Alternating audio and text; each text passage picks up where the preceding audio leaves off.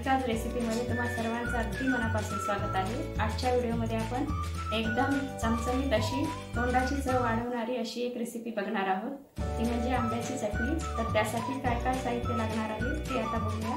तत्पूर्वी तुम्ही जर आपल्या चॅनलवरती नवीन असाल तर व्हिडिओला लाईक आणि चॅनलला सबस्क्राइब करायला विसरू नका। चला तर रेसिपीला सुरुवात करूया।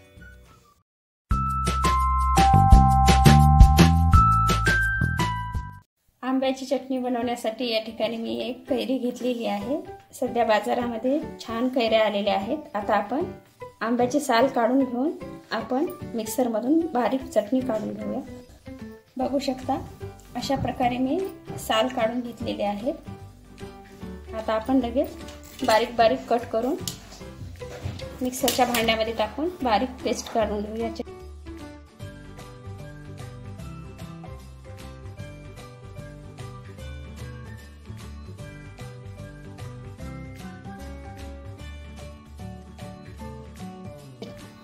बघू शकता अशा प्रकारे आपल्याला छोटे छोटे फोडी करून घ्यायचे आहेत। आता आपण मिक्सरच्या भांड्यामध्ये टाकून जास्त बारीक पण नाही आणि जास्त जाड पण नाही, साधारण मीडियम पेस्ट करून घ्यायची आहे।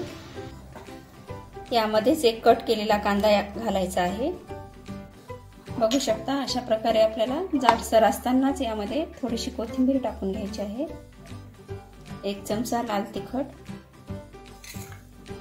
चवीनुसार मीठ, यामध्ये साखर देखील टाकायची आहे। साखर मी 4 चमचे घातलेली आहे। आंबट गोड चटणी झाली पाहिजे त्यासाठी मी वरतून साखर टाकलेली आहे। आता आपण थोडंसं अजून वाटून घेऊया। बघू शकता अशा प्रकारे मी जाडसरच वाटून घेतलेली आहे चटणी। आपल्याला ही चटणी जास्त बारीक करायची नाही, जाडसरच वाटण करून घ्यायचं आहे चटणीचं। ही चटणी एकदम चवीला जबरदस्त अशी लागते। भाकरी बरोबर, पोळी बरोबर तुम्ही खाऊ शकता। एक वेळेस नक्की ही चटणी करून बघा।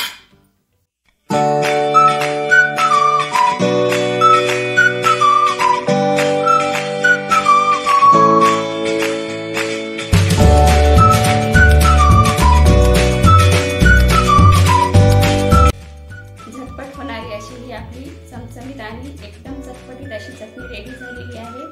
व्हिडिओ आवडला असेल तर व्हिडिओला लाईक आणि चॅनलला सबस्क्राइब करायला विसरू नका आणि कमेंट देखील करायला विसरू नका। धन्यवाद।